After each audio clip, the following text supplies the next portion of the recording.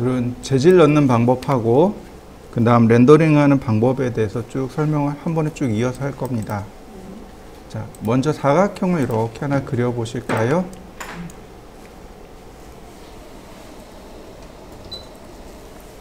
일반적인 사각형, 그 다음에 일반적인 재질은 우리가 여기서 넣었었습니다. 기억하실 거예요. 자, 그러나 하나 더 있었습니다. 바로 여기. 에셋 에디터에 보시면 바로 여기가 재질입니다. 여기가 재질이에요.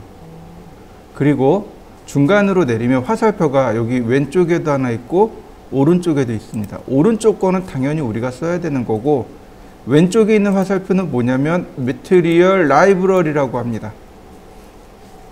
재질들. 여기가 재질들이에요. 그러니까 다시 말하면 여기 지금 재질이 눈에 보이잖아요.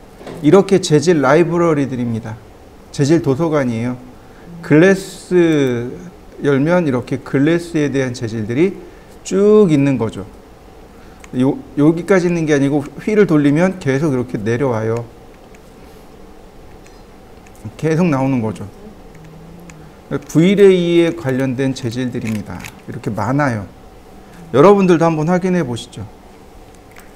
자, 여기 있는 재질을 쓰는 방법은 간단합니다. 드래그 앤 드랍입니다. 먼저 이 오른쪽에서 필요한 재질을 이렇게 리스트에다 드랍합니다.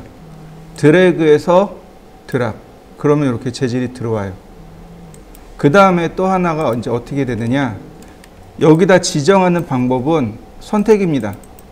선택을 하고 이렇게 재질이 들어갈, 이 재질이 들어갈 오브젝트를 선택하고 오른쪽 버튼 누릅니다. 이렇게요. 이렇게 오른쪽 버튼 누르면 재질 삭제하기가 있고 재질 저장하기도 있고 복사 붙여넣기도 있고, 근데 바로 여기 두 번째 옵션, 맨 위에서 두 번째 어플리 적용하기, Material to Selection, 선택한 객체의 재질 적용하기, 바로 이 옵션을 눌러주게 되면 이렇게 적용이 됩니다. 나머지 확인은 렌더링. 렌더링을 통해서 이렇게 재질이 들어가는 걸 확인할 수 있습니다.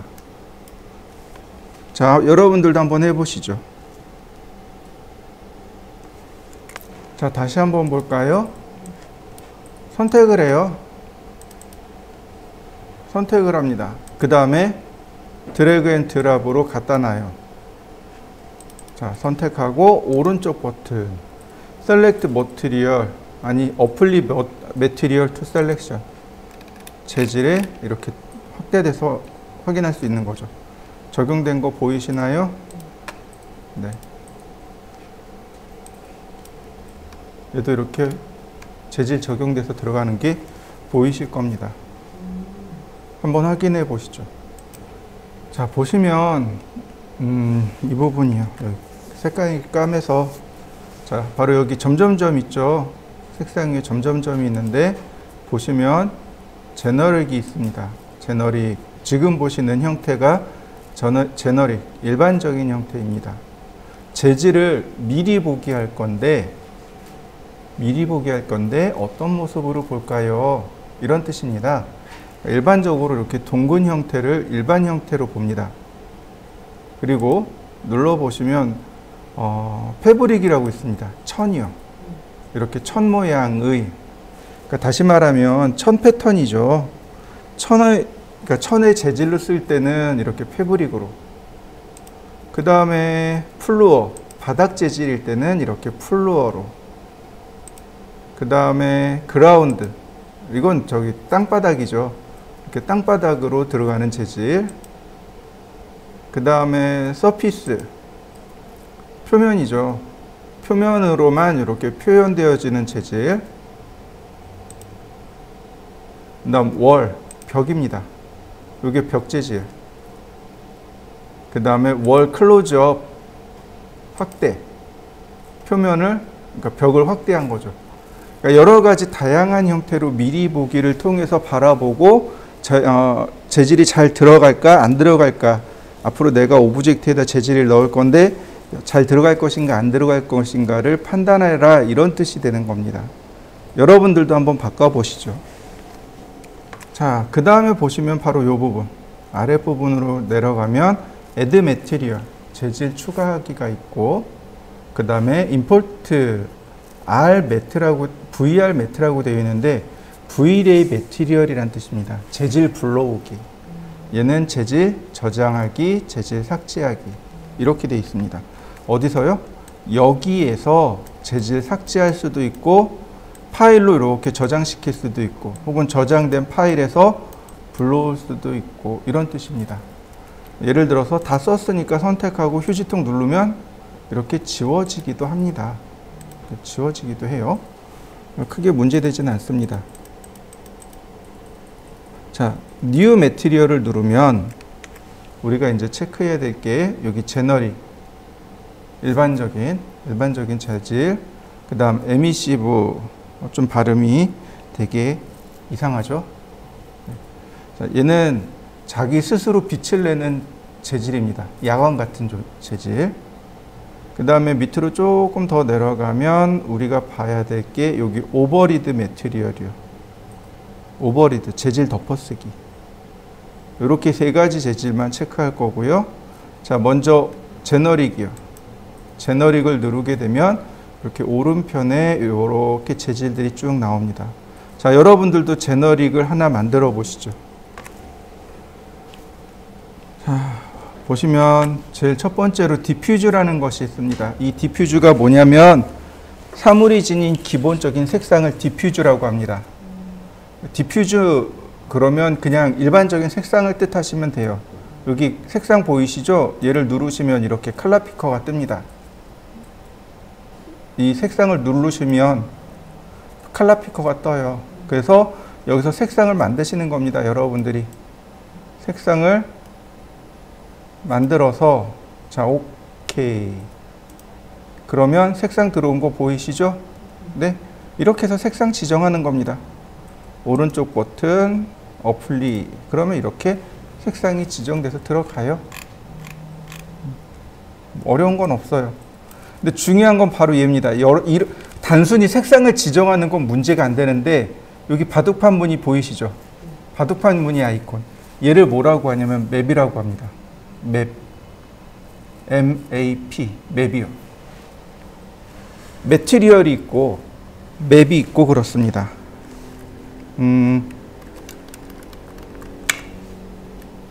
매트리얼, 재질이 있고, 그 다음에 그 안에 맵이라는 게 존재합니다. 얘가 조금 더, 그러니까 매트리얼이 큰 개념이고 맵은 작은 개념이에요. 이건 질감이라고 보시면 돼요. 맵이 우리나라 말로 하면 지도죠. 그림이나 어떤 것들을 불러와서 그 질감 효과를 내는 거, 그걸 맵이라고 해요. 지도처럼 포장을 하는 겁니다. 예를 들어서 여기다가 제가 바닥, 강화마루를 쓰고 싶어요. 그럼 강화마루 재질을 불러다가, 강화마루 사진이 있겠죠. 그 강화마루 사진을 불러다가 여기다 주면 돼요. 그걸 맵이라고 합니다. 그래서 이 맵을 눌러보면 여기가 맵 리스트예요. 다시 뭐 비트맵도 있고, 비트맵이 우리나라 말로 하면 사진이란 뜻입니다. 사진이란 뜻이에요. 비트의 맵, 지도란 뜻이죠. 모자이크처럼, 그러니까 모자이크처럼 만든 이미지, 사진이란 뜻이에요. 얘를 쓰게 됩니다. 이 아래로 내려가면 체커도 있고, 그 다음에 뭐 칼라도 있고, 그 다음에 여기 마블도 있네요. 마블이 대리석이죠.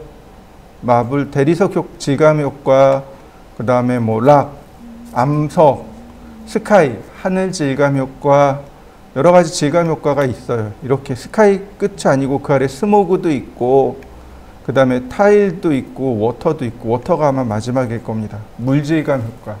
이렇게 다양한 질감 효과들을 줄 수 있습니다. 그 중에 바로 맵이요. 맵을 눌러보면 자, 이렇게 사진을 선택하라고 떠요. 지금 사진 선택되어 있는 거 보이시죠? 이거 무늬목이니까 예를 들어서 바닥 마루로, 그러면 이런 마루 재질이 이렇게 선택되어 있단 말이죠. 이게 저한테 있어요. 이거 경로 알려드릴게요. 선택하고 열기. 그러면 이렇게 질감이 들어오게 됩니다. 맨 아래로 빼. 그러면 질감 들어온 거 보이시나요? 네. 이렇게 질감 효과가 들어오게 됩니다. 자, 여러분들도 한번 불러보시는데, 불러서 한번 해보시죠. 자, 그 다음엔 어떻게 할까요? 자, 오른쪽 버튼 눌러보시면 텍스처라는 게 나오죠. 텍스처 포지션을 이용해서 위치를 맞추고, 크기도 맞추고. 자, 그러면 어때요? 재질의 크기가 바뀌는 거죠. 오른쪽 버튼, 텍스처, 네, 포지션. 그러면 드래그를 하시면 돼요. 드래그. 네, 이렇게 드래그 하시면 로테이트도 되지만 크기 조절도 되고, 이렇게 로테이트를 해주시면 되겠습니다. 그러면 이렇게 딱 보기 좋게 정리할 수 있는 거죠. 자, 한번 해보시죠. 자, 다시 볼까요? 자, 여기 보시면은 이렇게 맵 부분이 파랗게 바뀌어 있죠. 맵이 쓰이고 있다는 뜻이에요. 얘를 눌러보면은 이렇게 현재 사용되어지고 있는 맵의 모습과 맵의 경로가 이렇게 표기가 되는 거죠. 만약에 이 경로가 안 맞으면 얘가 안 뜨겠죠. 나중에 이 경로는 맞춰 주셔야 됩니다.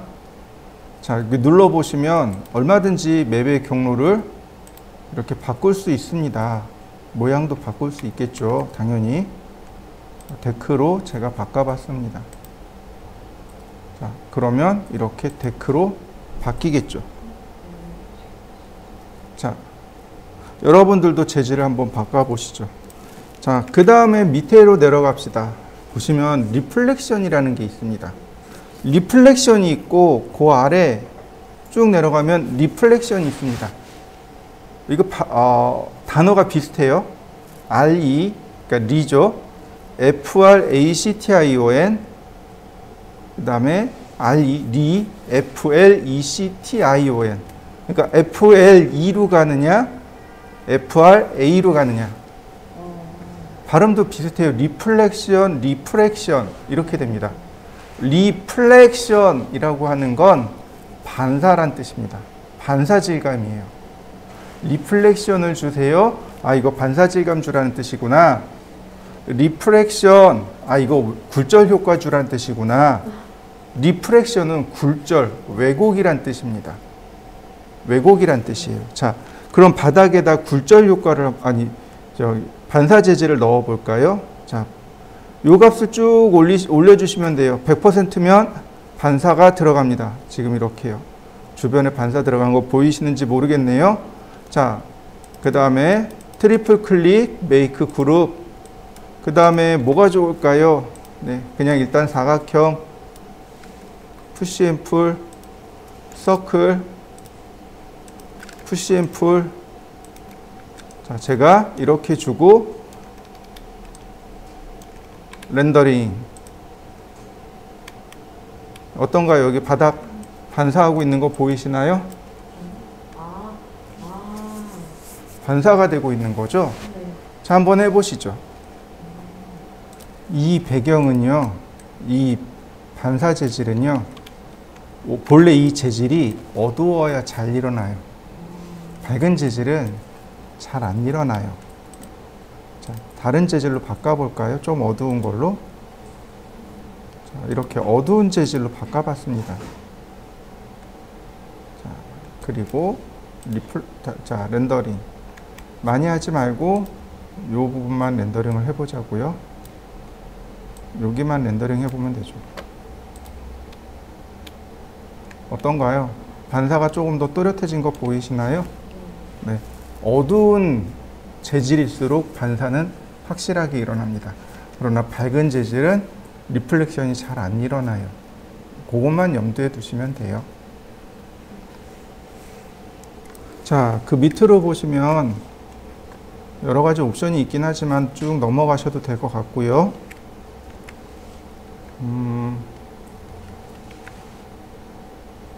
여기 보시면 리플렉션 글로스니스 같은 것이 뭐냐면 이 값이 지금 1로 되어 있는데 이 값을 낮추면 조금 더 리플렉션이 깔끔하게 떨어질 거예요.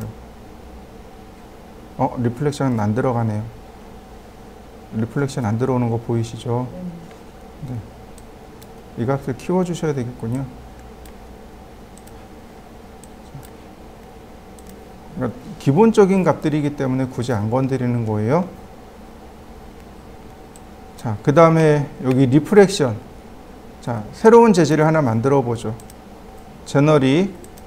이렇게 제너릭을 새로 만들고, 이번엔 리프렉션 값만 올리고, 자, 여기다가 질감을 주어 보도록 하죠. 여기도 질감을 주어 봤습니다. 이렇게 두 개의 재질에다가 질감을 주어 봤습니다. 자, 렌더링.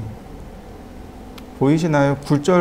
여기 굴절이 되는 거 보이시나요? 재질이 지금 굴절돼 보이는 거 보이시나요?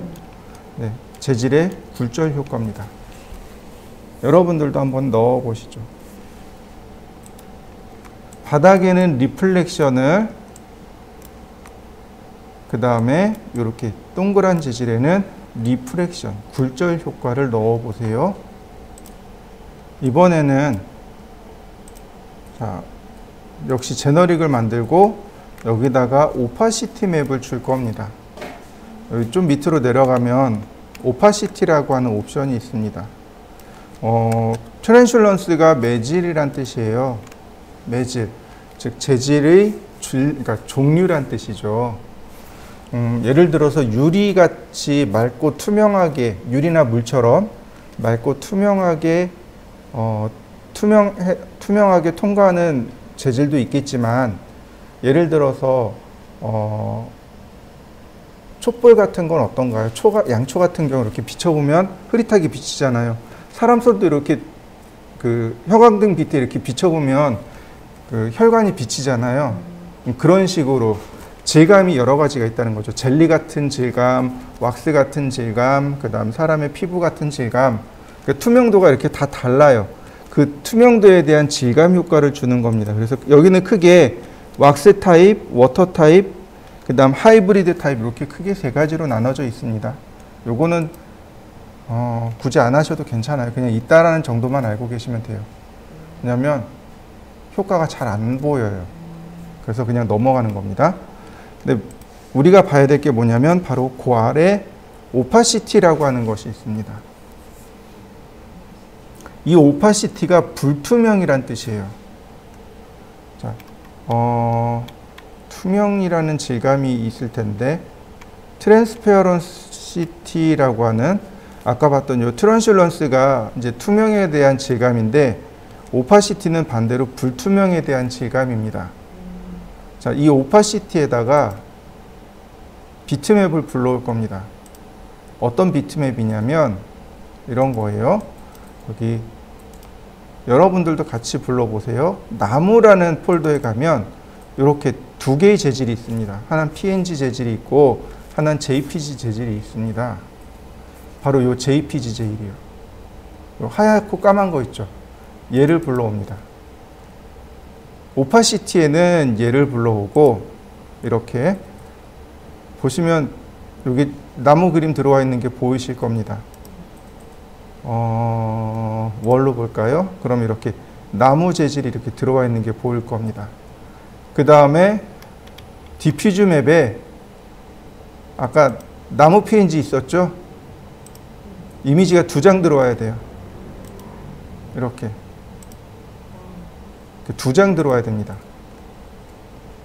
이런 식으로. 그러면 나무가 들어온 것처럼 보이게 돼요. 이런 식으로. 얘를 여기다가 주는 겁니다.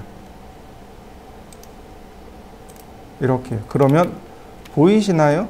나무 질감 들어와 있는 거.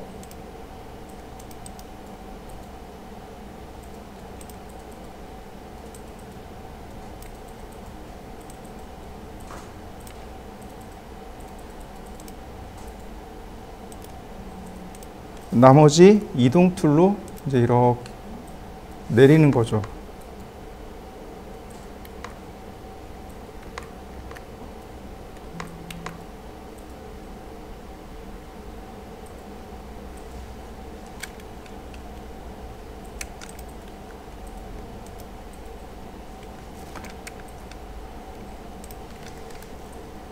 중간에 라인을 그려서 이동하는 게 제일 빠를 것 같네요.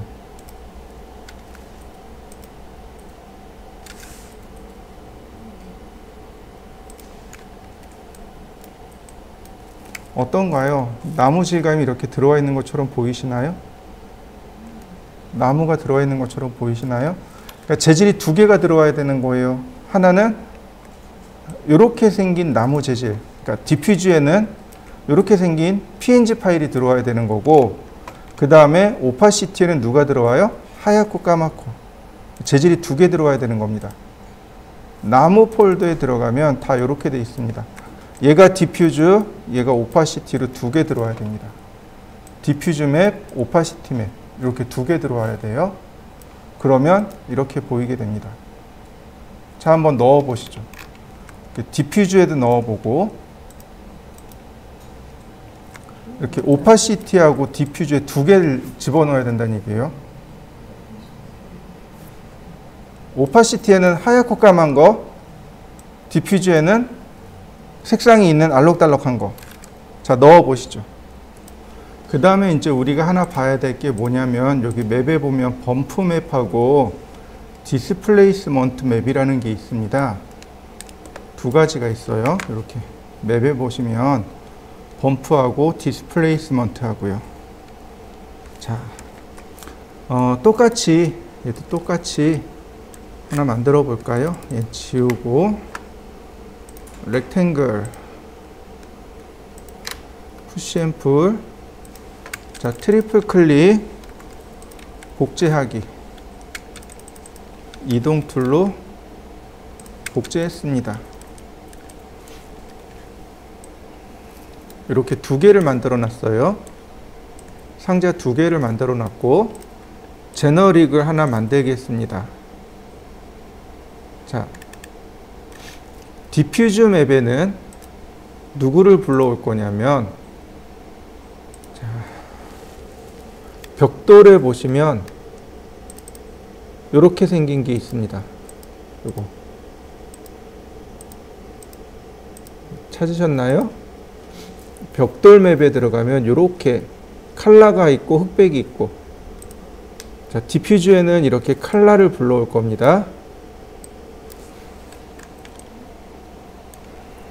자, 얘를 어플리 적용했습니다. 다시 불러오죠. 역시 마찬가지로 디퓨즈에는 벽돌을 똑같이 불러옵니다. 여기 트리플 클릭, 어플리. 똑같은 재질이죠. 여기까지는 똑같습니다. 자, 여기까지 한번 해보시죠. 자, 첫 번째 얘는 맵에 범프에 이렇게 범프를 줍니다. 첫 번째는 범프 맵을 ON을 하고 텍스처를 줄 겁니다. 자, 똑같이 비트맵인데 다만 이번엔 누구를 줘요? 이렇게 흑백 이미지를 줄 겁니다. 이렇게 흑백 이미지를 줄 거예요. 그럼 어떤 느낌이 나냐면 요철이 있는 느낌, 엠보스 느낌이라 그러죠. 이렇게 엠보스, 월 클로즈업으로 놓을까요? 이렇게 엠보스 된 느낌 보이시나요? 아주 살짝 엠보싱이 된 느낌이 납니다. 요거 멀티플러를 가지고 조절하면 돼요. 이렇게. 그러면 엠보싱이 아주 진하게 들어갑니다. 그러면 이 첫 번째 왼쪽에 있는 이 재질한테는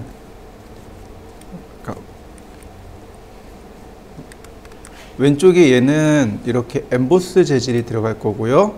자, 다시 두 번째는 맵에 디스플레이스먼트를 줄 겁니다. 똑같이 온하고 텍스처를 주고 비트맵을 누르고 똑같이 이렇게 흰색 검정색 있는 흑백 이미지를 주었습니다. 네, 이렇게 디스플레이스먼트 맵은 왼쪽에 있는 겁니다. 이거 렌더링하면 확연히 차이 확인할 수 있어요. 자, 렌더링 차이 나는 거 보이시나요? 별반 차이가 안 나 보인다고요? 자, 이 디스플레이스먼트의 멀티플러가 약해서 그래요.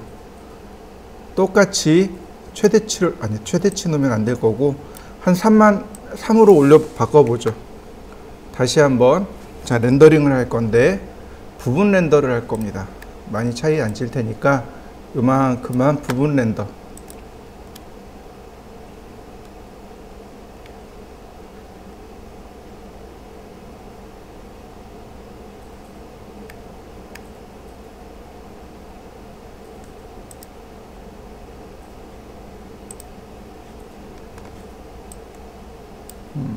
차이가 별로 안 지는데 왜지?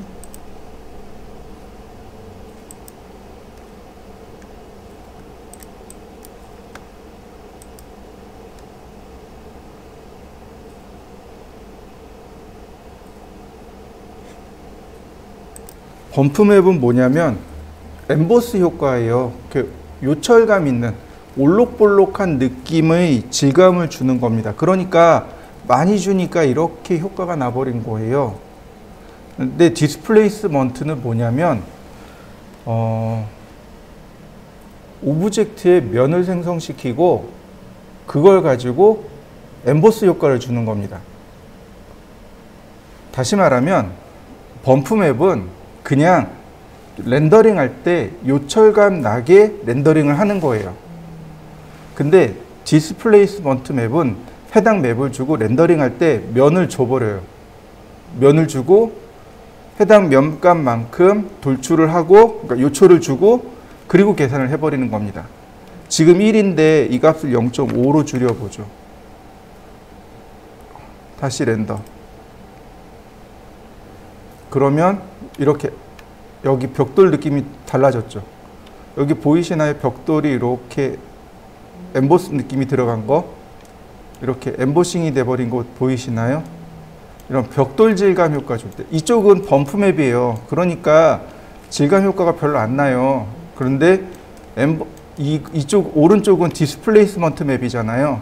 이렇게 오브젝트에다가 면을 줘버리고 그 값을 계산해 버린 겁니다. 한 0.3 정도로 다시 계산해 보죠. 렌더. 그러면 확연히 비교가 될 겁니다. 자, 어떤가요? 벽돌이 들어가서 엠보스 느낌 된 거 보이시나요?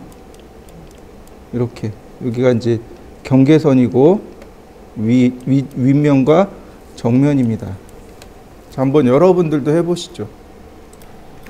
자, 그 다음에 다시 New Material 여기 보면 에미시브라고 하는 매트리얼이 있습니다. 자체 발광 매트리얼이에요. 자기 스스로 빛을 내는 효과.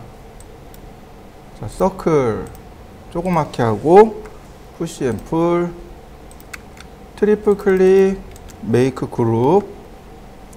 자, 오른쪽 버튼. 자, 재질 지정하고.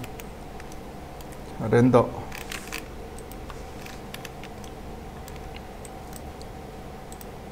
자, 렌더. 그럼 자기 스스로 이렇게 빛을 내고 있는 거 보이시나요? 자, 한번 해보시죠. 지금 보시면은 이렇게요. 이렇게. 지금, 밝기를 인텐시티 1로 줬는데, 제가 10으로 올려봤습니다. 그럼 많이 밝아질 거예요, 이렇게.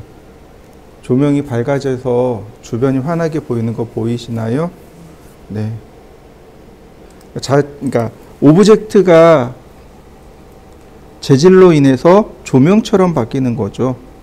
얘는 재질을 그러니까 빛으로 쓰는 건 아니고 그냥 아, 여기서 빛이 나고 있구나 라는 느낌만 나는, 야광과 같은 느낌이 나는 그런 질감 효과를 쓸 때 쓰는 겁니다. 자, 한번 해보시죠. 자, 다른 조명도 하나, 다른 객체도 하나 해보죠. 자, 전체를 삭제하고,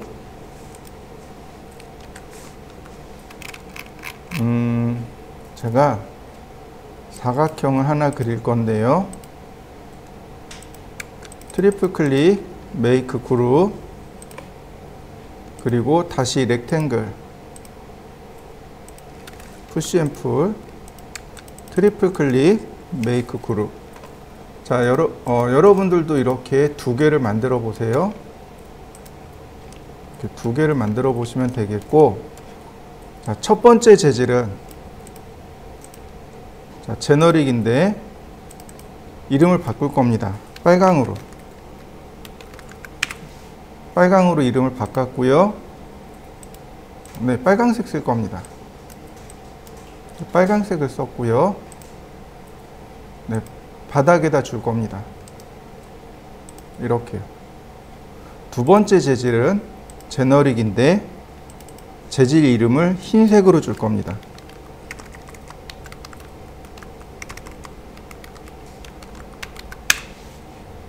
네, 맞아요. 흰색입니다.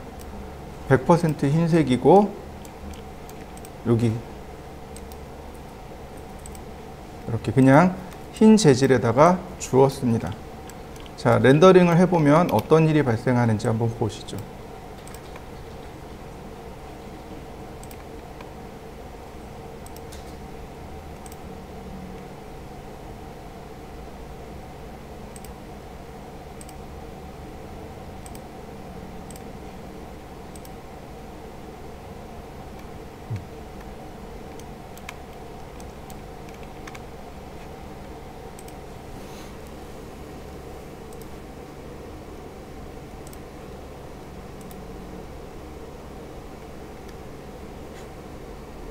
자, 렌더링을 하면 여기 빨갛게 물드는 거 보이시나요?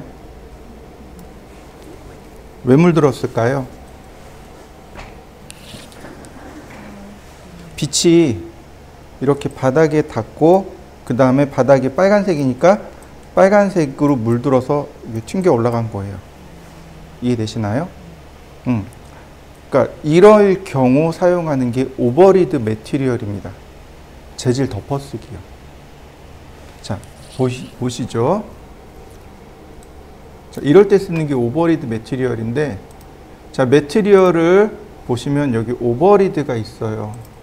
이렇게 매티리얼 오버리드에 들어가시면 바로 이렇게 매티리얼 오버리드에 들어가시면 이렇게 베이스 매티리얼, 기본 재질, 그러니까 기본 재질이 흰색입니다. GI 값도 무슨 색이에요? 흰색입니다 라고 이렇게 지정해 주는 겁니다. 흰색입니다. 그리고 누구한테 지정해 줘요? 얘한테 지정해 주는 겁니다. 얘한테.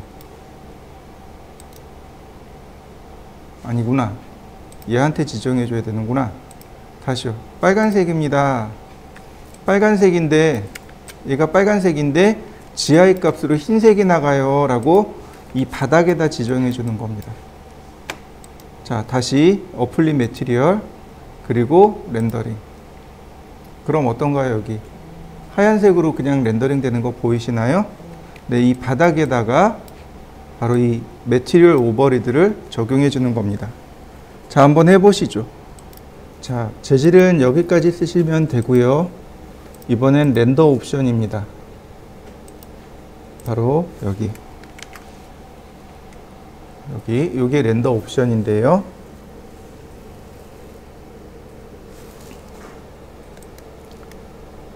보시면은 제일 첫 번째가 인터랙티브 렌더입니다. 원래 인터랙티브 렌더는 안 써요. 인터랙티브 렌더를 쓰게 되면 여기 주전자 그림이 이렇게 바뀝니다. 다시 볼까요? 바뀌는 거 보이시나요? 여기 주전자 그림에 손이 들어간 거 하고, 그죠? 자, 일단 렌더. 자, 보시면 렌더 100% 들어가 있죠? 자,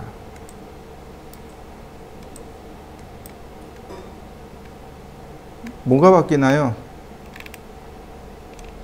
화면을 바꾸면 렌더 옵션이 바뀌는 거 보이시나요? 여기 렌더링 된 결과물이 바뀌는 거.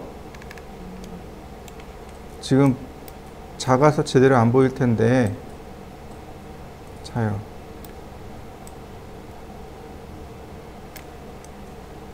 어떤가요?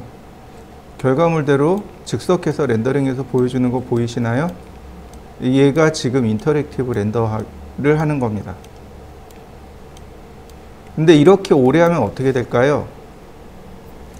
네. 메모리를 많이 쓰게 되기 때문에 그만해야 합니다. 자, 그만하는 방법은 이거예요. 인터랙티브를 끄시고 여기 스탑 표시 있죠. 근데 이 스탑 표시를 누르시면 인터랙티브 렌더가 끝나게 됩니다. 자, 한번 해보시죠. 그 다음에 렌더링을 할 때 프로그레시브 렌더를 하도록 되어 있습니다. 이 상태에서 누르면 렌더링이 이렇게 한번 깜빡하고 그 다음에는 천천히 렌더링이 들어갑니다. 그러니까 전체적으로 한 번에 쑥 렌더링이 들어가요. 이거 이제 프로그레시브 렌더라고 하고, 다만 이 프로그레시브 렌더를 끄게 되면 뭐가 비활성되냐면 GPU 악셀레이션이 비활성됩니다. 켜면 GPU 악셀레이션도 활성화가 돼요. GPU가 뭐냐면 그래픽 프로세서 유니트의 약자로 그래픽에 담당하는 GPU를 사용하겠습니다. 이런 얘기예요. 아무래도 렌더링이 메모리를 쓰기도 하지만은 얘를 체크하면 GPU를 쓰기도 합니다. 근데 보통은 프로그레시브도 끄고 GPU도 끕니다. 그럼 어떻게 렌더링 하느냐? 첫 번째로 조명을 계산하고, 너무 후딱 지나가서 자,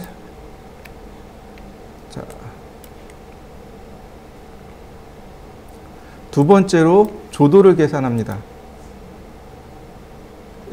아이고, 다시.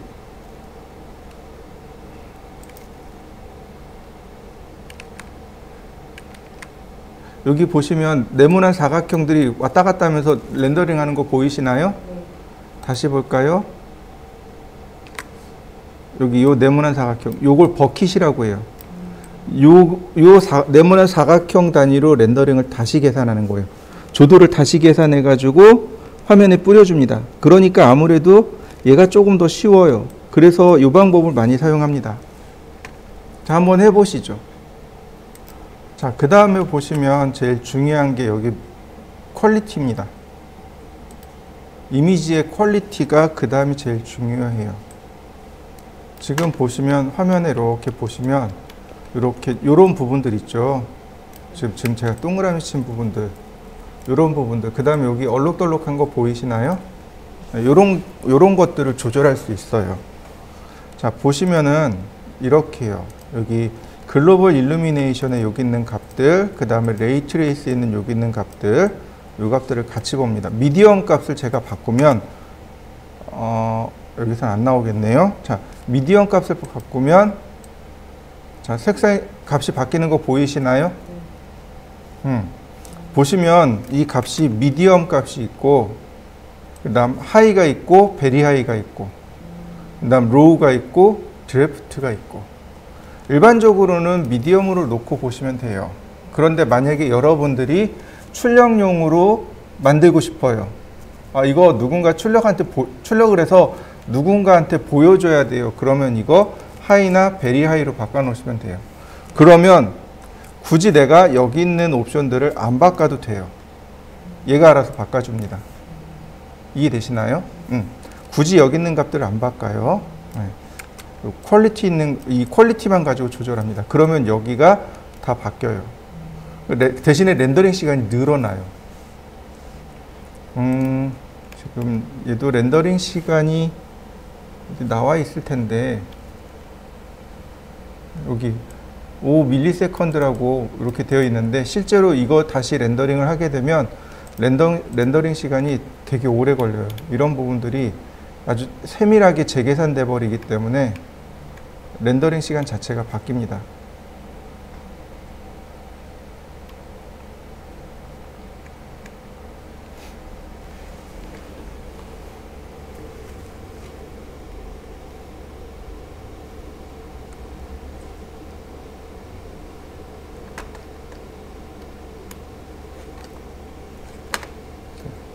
어떤가요? 많이 깨끗해진 거 보이시나요?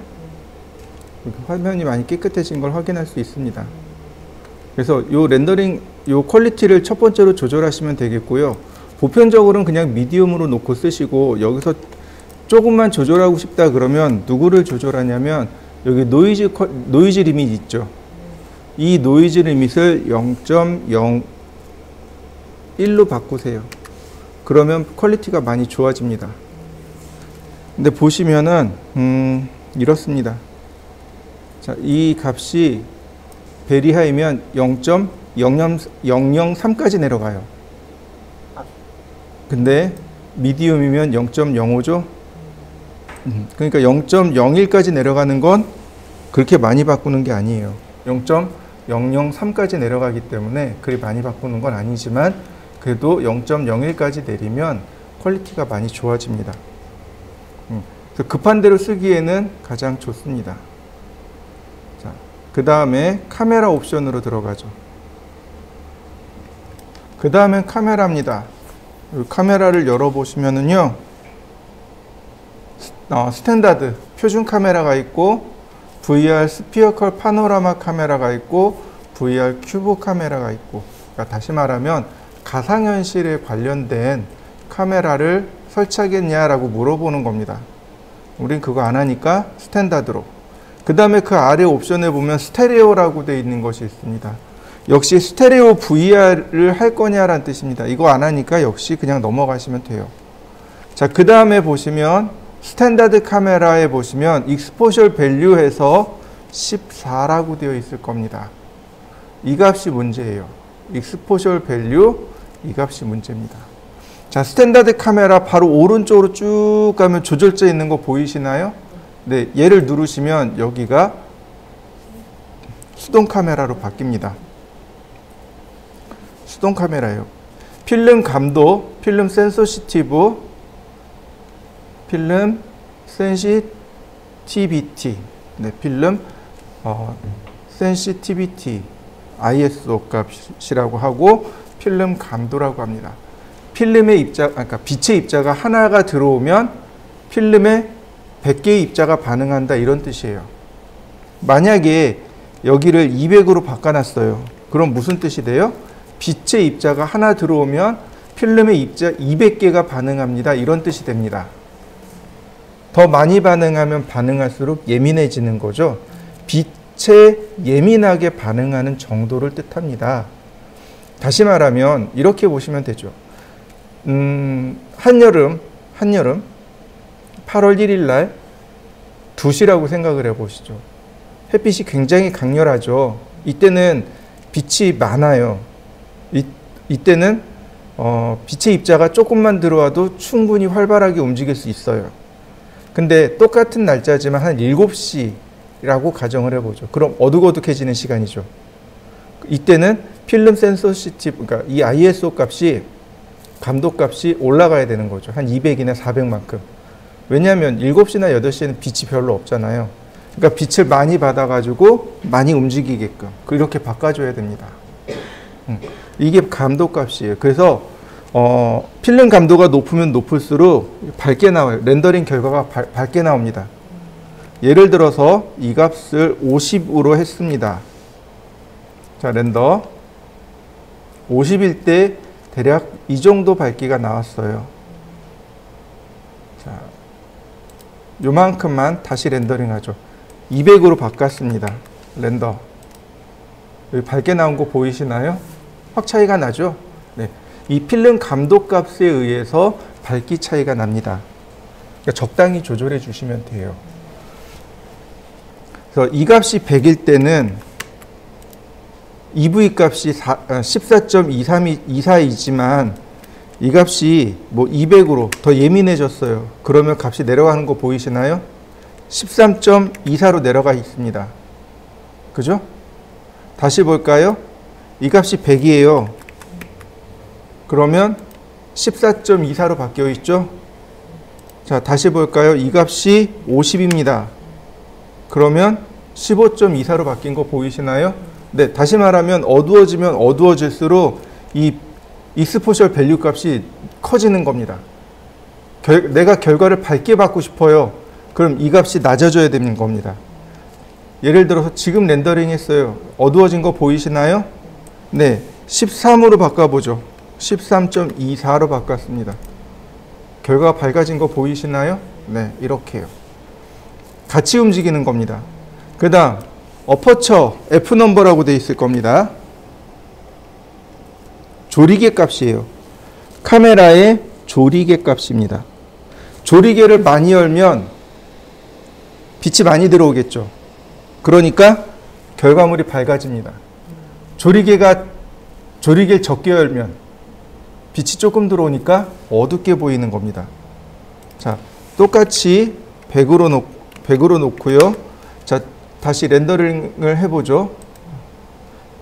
지금이 100일 때예요. 조리개를 열겠습니다. 4로 열었습니다. 조리개 4로 열었어요. 자, 렌더링. 밝아진 거 보이시나요? 자, 다시 봅니다. 이번엔 32로 조리개를 닫았습니다. 어두워지는 거 보이시나요? 네. 조리개를 열고 닫음에 따라서. 근데 어퍼처 값이 어떻게 바뀌냐면 이렇게 바뀌어요. 1, 1.2 이렇게 두 개의 기준으로 해서 두 배씩 커집니다. 2, 2.4, 4, 4.8 아니 5. 그 다음에 8, 10, 16, 20 이렇게요. 32 이렇게 갑니다. 40 이해되시나요? 1이면 조리개를 다 열었다는 뜻이에요. 1이 조리개를 다 열었다는 뜻입니다. 40은 조리개를 닫았다는 뜻이에요. 이해되시나요? 이걸 거꾸로 생각하시면 돼요. 이렇게요. 분수로 1 나누기 1로 열었습니다. 1 나누기 1.2입니다. 그럼 어떻게 돼요? 값이 작아지는 거죠. 1 나누기 2입니다. 뭐 4분의 1입니다. 5분의 1입니다. 어때요? 값이 작아지는 거 보이시나요? 이걸 분수로 생각하시면 좋아요. 이거 F넘버라고 하는데 우리나라 말로 하면 조리개 값입니다. 원래는 분수 값은 아니지만 분수처럼 생각하시면 값을 이해하는데 편합니다. 1은 조리개를 다 열은 겁니다. 그리고 숫자가 커지면 커질수록 조리개를 닫는 겁니다. 그래서 만약에 여러분들이 렌더링 했는데 어두워요. 그러면 조명의 밝기를 조절하는 게 아니고 여기 나와 있는 어퍼처 바로 이 F넘버 값하고 필름 센시티비티를 바꾸는 겁니다. 그러면 렌더링이 밝아집니다. 또 하나 셔터 스피드. 셔터 스피드는 셔터가 열리고 닫히는 속도를 말하죠. 이거 n분의 1초입니다. 300이라고 돼 있어요. 300분의 1초 동안 열고 닫겠다라는 뜻이 됩니다. 예를 들어서 100분의 1초하고 1000분의 1초하고 누가 더 빨리 닫히는 거예요? 1000분의 1초가 빨리 닫히는 겁니다. 그러니까 1000분의 1초로 렌더링하면 어둡게 나옵니다. 보세요. 1000분의 1초입니다. 렌더. 다시 볼까요? 이번엔 100분의 1초. 자, 밝아진 거 밝기 차이 나는 거 보이시나요? 자, 오른쪽은 1000분의 1초, 왼쪽은 100분의 1초. 자, 조리개 값도 8분의 8로 바꿔볼까요? 그러면 밝아지는 거 보이시나요? 네, 이런 식으로 밝기를 이렇게 조절하는 겁니다. 자, 그 다음에는 이렇게 한번 해보죠. 다 지우고 서클 반지름 200 푸시앤풀 2400 트리플 클릭 메이크 그룹 자, 4000 네, 복사를 하고 다시 복사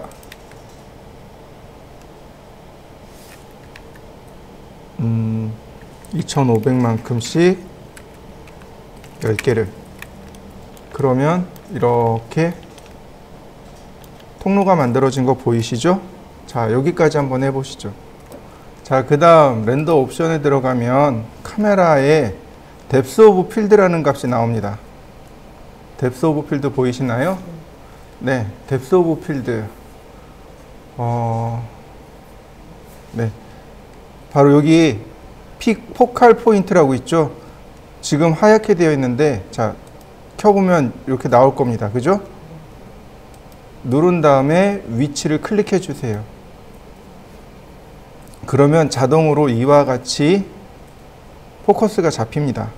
다만 여기서는 결과가 잘 안 나와요. 렌더링 하면.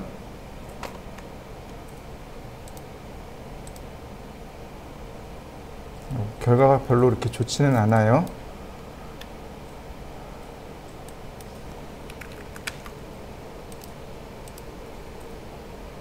자, 그럼 어디로 가야 되느냐?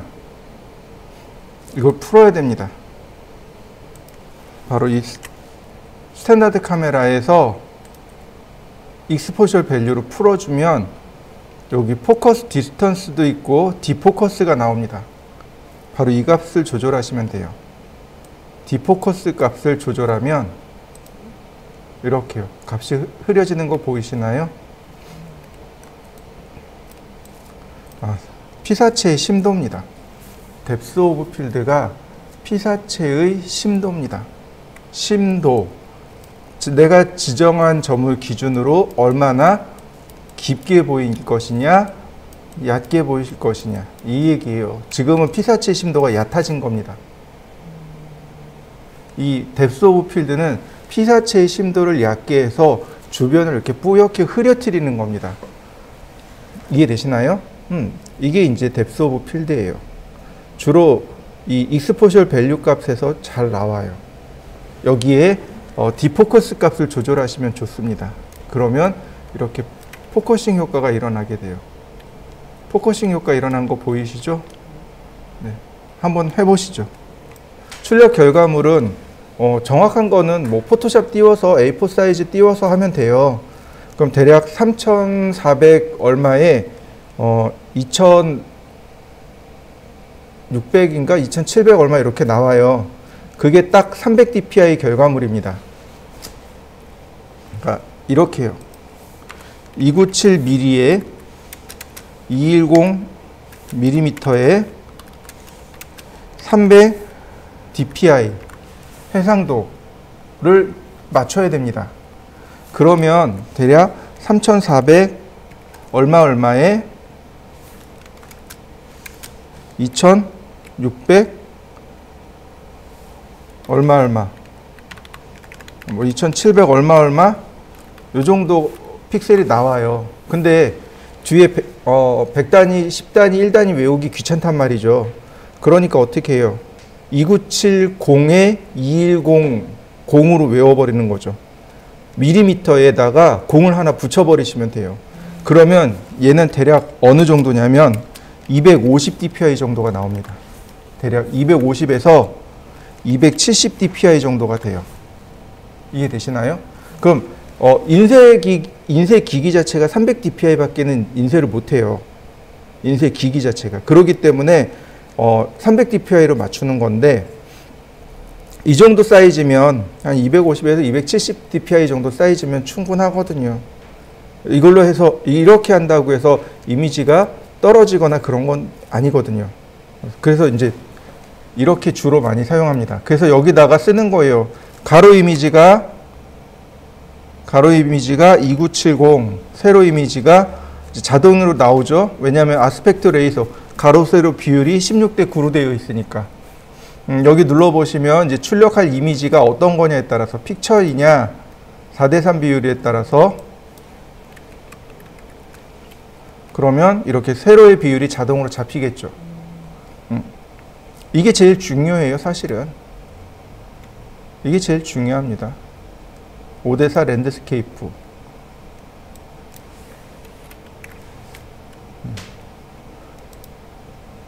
16대 9. 이렇게 되는 거죠. 자, 그 다음에 그 아래 보면 세이브 이미지 있죠?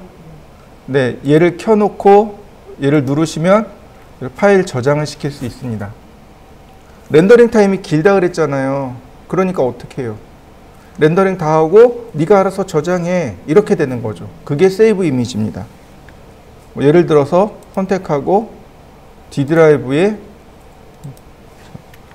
오늘 날짜 2022 1226. 그 다음에 어떤 파일로 저장해요? 파일 포맷은 PNG, BMP, TGA, JPG, TIFF 어떤 걸로 저장해요? 네, PNG로 저장하시면 됩니다. 저장. 자요. 8비트, 16비트, 24비트, 32비트가 있습니다. GIF 파일 있죠. GIF 파일이 16비트 파일이에요. 이게 무슨 얘기냐면 256개의 파일, 256개의 색상만 저장할 수 있다는 뜻이에요. 8비트라는 얘기가 256이라는 뜻입니다. 그래서 8비트는 못 써요. 16비트는요. 대략 64,000개의 색상을 저장할 수 있습니다. 이거 JPG 파일이 여기에 해당돼요. 24비트가 1600만 개의 색상을 저장할 수 있습니다. 우리가 알고 있는 것 중에 BMP라는 파일이 있어요. BMP라든지 TIFF가 여기에 속합니다. 32비트는 똑같아요. 1600만에 뭐가 들어가냐면 알파 채널이요. 투명도요. 투명도가 저장이 됩니다. 누가 있냐면 TJ하고 PNG요. 이 중에 TJ는 무압축 방식이기 때문에 파일이 너무 커요. 근데 PNG가 압축 방식이기 때문에 파일이 좋습니다. 그래서 PNG 쓰라는 거예요. 이런 이유로 인해서. 자, 그 다음에 이러면 이제 렌더링 하면 어떻게 돼요? 렌더링을 하고 자동으로 저장하겠죠. 자, 렌더링하게 냅두고 옵션을 조금만 더 봅시다. 우리 시간이 많지 않은 관계로. 자, 그 다음에 여기 environment override에 보시면 GI 값이 있을 거예요. 여기 GI 값. 요건 체크해 주세요. GI 값이 체크되면 좋습니다. 무슨 얘기냐면 V-Ray는 렌더링을 할 때 조명에서부터 빛이 이렇게 나와요. 조명에서부터 빛이 이렇게 나오고 물체에 닿으면 빛이 이렇게 반사가 됩니다. 이때 조명에서부터 나온 이 첫 번째 빛을 프라이머리 레이라고 합니다. 뭐 혹은 퍼스트 레이? 아니요, 프라이머리 레이라고 합니다. 근데 오브젝트에 닿는 순간 어떻게 돼요? 이렇게 그냥 흡수가 돼버리는 라이트도 있지만 어떤 라이트들은 이렇게 반사가 들어갑니다. 얘네들을 뭐라고 부르냐면 세컨드리 레이라고 합니다. 이 세컨드리 레이가 사물에 닿으면 계속 이렇게 반사로 이렇게 돌아다니게 되겠죠. 그럼 어떻게 돼요? 공간이 충분히 밝아지겠죠. 제가 그 얘기 했어요. 어디서 사진을 찍으면 잘 나온다고요? 화장실이요. 왜요? 거기가 난반사가 많이 일어나서 빛이 깨끗하다 그랬죠. 맞아요. 그 난반사가 일어나서 빛이 깨끗해지는 것, 그게 GI 값입니다. 글로벌 일루미네이션이라고 하는 거예요. 바로 그 값을 계산해 주세요 라고 하는 겁니다. 그래서 이 값을 켜놓으면 이것만 가지고도 충분히 밝게 렌더링을 시킬 수 있습니다.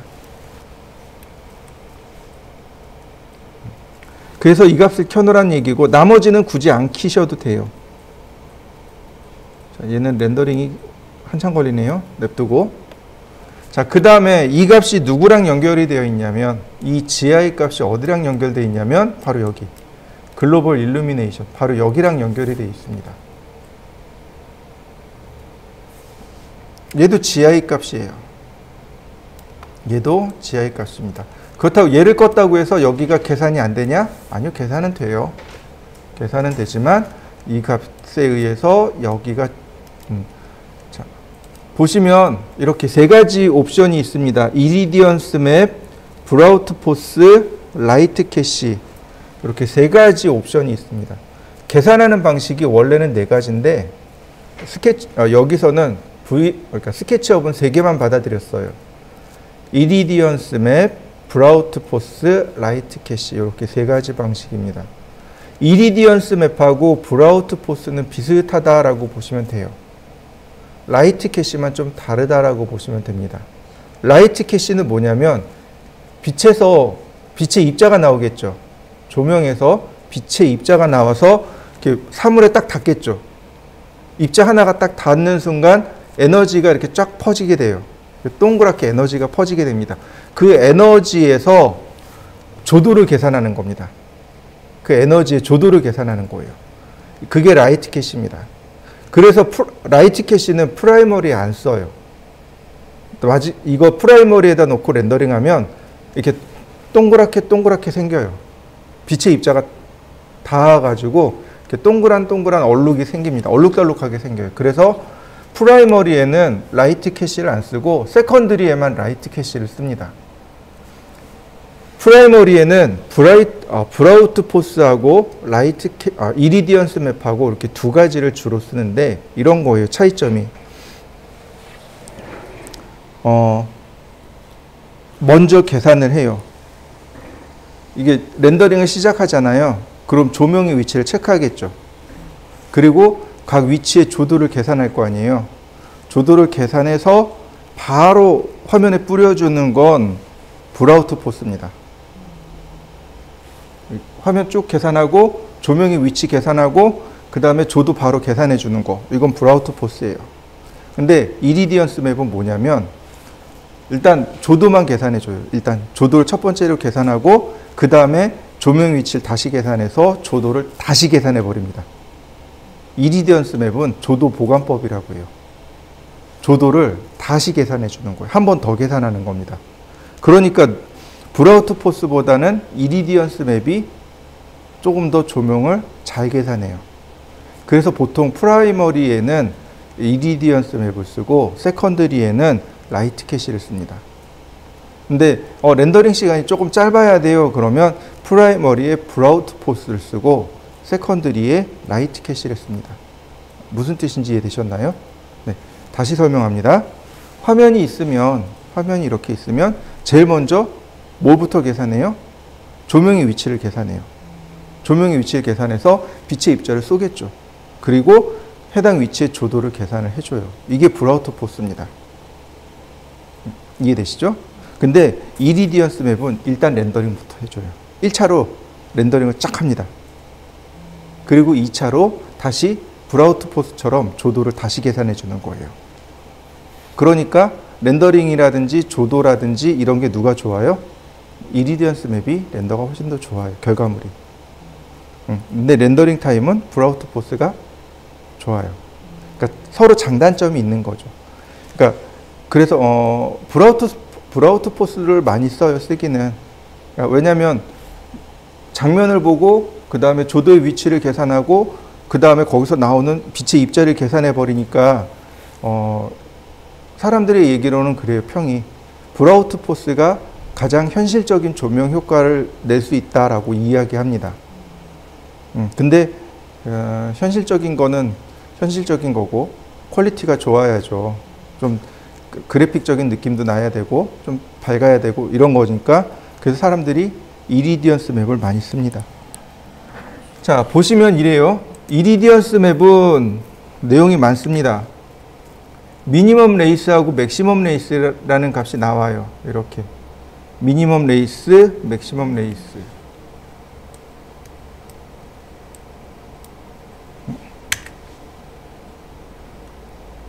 이게 뭐냐면 최소 품질, 최대 품질입니다. 그러니까 그 아까 버켓 있었죠. 그 버켓에서 조도를 계산할 때 조도의 최소 품질, 최대 품질이라고 보시면 좋아요.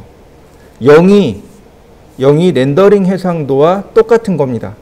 0이 제일 품질이 좋은 거예요.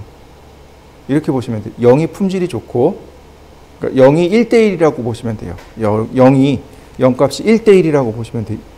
여기다가 1이라고 써버리면 어떻게 돼요? 렌더링에서 우리가 봐야 될 품질보다 더 2배 정도 뛰어나게 보겠습니다라는 뜻인 거죠. 의미는 없어요. 마이너스 1은 뭐냐면 내가 봐야 될 품질의 절반 정도의 품질로 조도를 계산하겠습니다. 이런 뜻이에요. 마이너스 2면 내가 봐야 될 품질의 2분의 1이니까, 그러니까 1이 2분의 1이, 마이너스 1이 2분의 1이니까 그거에 다시 2분의 1, 즉 4분의 1 정도의 품질로 보겠습니다. 이런 뜻이 되는 겁니다. 그래서 최대 마이너스 1에서 최소 마이너스 3까지 이렇게 보는 거죠. 근데 이 값이 아까 제가 그랬죠. 이거 커스텀 값 조절하면 베리 하이가 0에서 마이너스 3으로 바뀌어 버립니다. 이게 이제 값이 안 들어가네요. 보시면 맥시멈 레이스 최대 품질이 0이 되고 그 다음 최소 품질이 마이너스 3이에요. 아까 0이 렌더링 품질이라고 그랬죠. 최대 품질이 0이라고 그랬을 거예요. 그러니까 0에서 마이너스 3까지 이렇게 되는 거죠. 보정하는 것도 그렇고 그 다음에 그 아래 보면 라이트 캐시 있죠. 자, 서브 디바이스가 품질이라고 보시면 돼요. 뭐 이렇게 얘기하시면 돼요. 단위 면적당 뭐 2000개죠. 2000개의 품질로 보겠습니다. 이렇게 보시면 돼요. 만약에 이 값이 높아지면 어떻게 돼요? 단위 면적에 예를 들어 4000이면 이 개수가 4000개로 늘어나잖아요. 면적은 똑같은데 여기에 알갱이가 4000개가 들어가야 되잖아요. 그러니까 어떻게 돼요? 품질이 올라갈 수밖에 없는 거죠. 그러니까 서브 디바이스는 품질로 읽으시면 돼요. 샘플 사이즈는 조명 입자의 크기라고 보시면 돼요. 아까 얘기했죠? 입자가 하나 쏘여져서 벽에 부딪혔을 때 에너지의 크기라고 얘기했을 겁니다. 그 다음에 리트레이스, 추적이죠. 추적은 몇 번까지 할 거냐 이렇게 보시면 돼요. 그래서 이 값을 조절하시면 좋아요. 보통은 라이트 캐시보다는 이리디언스 맵 조절하고요. 보시면 같이 움직일 거예요. 그죠? 네, 이렇게 보통 미디엄에 누굴 조절해요? 여기 레이트레이스 이 값을 조절하고 그 다음에 레이트레이스 오른쪽에 보시면 여기 보이시나요? 요 값. 뭐가 하나 나오죠? 안티알래식 나오는 거 보이시나요? 여기 옵션이 있습니다. 이 옵션을 누르면 이렇게 안티알래싱이 나오게 돼요. 안티알래스라는 게 뭐냐면 이렇게 사선으로 갈 때 이렇게 지금 네모 점점점으로 보이죠. 이 점점점을 계산하는 방식이에요. 이 점점점을 계산하는 방식들이 이렇게 많이 있습니다. 그 중에 이제 캔물롬이 제일 선명한 옵션을 제공해 줍니다. 그래서 나는 좀 선명한 결과물을 얻고 싶어. 그러면 캔물롬을 쓰시면 됩니다. 그래서 이렇게 놓으면 좋습니다. 그래서 실질적으로 옵션을 보면 이렇게 바꾸시면 돼요. 여기 프로그레시브 끄고 그 다음에 여기 카메라 있죠? 카메라 값 바꾸시고 그 다음에 어차피 뎁스 오브 필드는 안 써요. 뎁스 오브 필드는 안 쓰니까 편하게 작업하시면 됩니다. 어퍼처 값 8 기본으로 하고 여기 2500 아니 250분의 1 기본 쓰고 네, 나머지는 특별한 거고 여기 렌더 아웃풋 할 때 A4 사이즈, A3 사이즈 잘 기억하시면 되겠고 여기 GI 값 켜시고 그 다음에 여기 레이트레이스에서 요 값 켜셔서 여기 캔물롬으로 바꾸시고 노이즈 리밋을 0.01로 바꾸시고 그 다음에 이리디언스 맵, 그 다음 맥시멈 레이스를 0으로 바꾸시고 네, 나머지는 바꿀 거 없습니다. 그리고 렌더링 하시면 여러분들이 원하시는 결과물을 얻어내실 수 있을 겁니다. 자, 렌더. 여기 지금 보시면 얼룩덜룩한 효과 나죠. 이게 왜 날까요? 노이즈 리밋이요. 첫 번째가 어두워서 그래요. 첫 번째가 조명이 제대로, 그러니까 빛이 저기까지 제대로 안 들어간 거고, 두 번째가 노이즈 리밋입니다. 그러니까 여기 나와 있는 노이즈 리밋을 더 작게 주셔야 되는 거죠. 이렇게요. 그러면 이런 부분들의 노이즈가 사라지게 되는 거죠.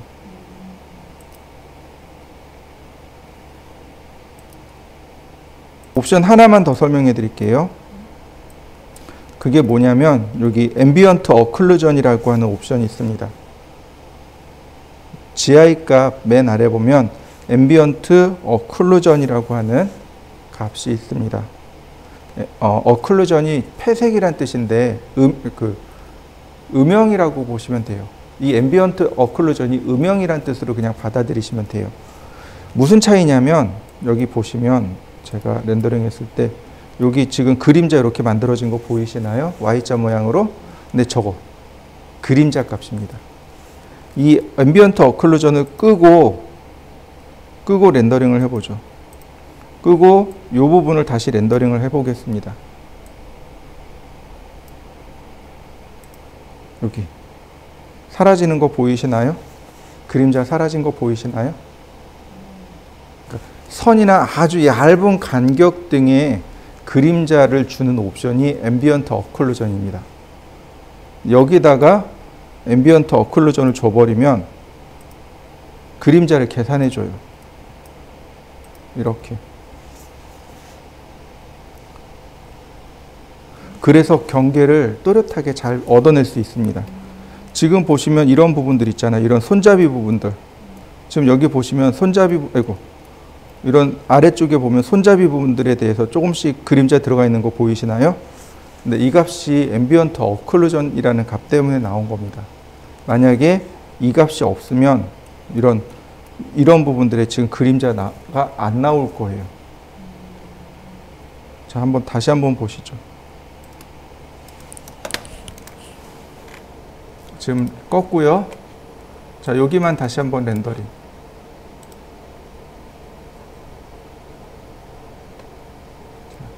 여기 많이 사라진 거 보이시나요? 다시요. 이번엔 앰비언트 어클루전을 켜봤습니다. 다시 렌더링. 네. 경계가 좀 더 뚜렷해진 거 보이시나요? 네, 이렇게. 그래서 앰비언트 어클루전을 줘보시면은 좋습니다. 라디어스가 그 그림자의 범위라고 보시면 돼요. 그림자의 크기라고 보시면 되고, 그 밑에 어마운트 값은 그림자의 진하기라고 보시면 됩니다. 얼마나 진하게 할 것이냐, 흐리게 표현할 것이냐, 그렇게 보시면 됩니다. 예를 들어서 그림자의 진하기를 올려봤습니다. 이렇게 그림자가 진해진 거 보이시나요? 네. 그러니까 안 들어가도 될 부분에 이렇게 들어가는 거죠.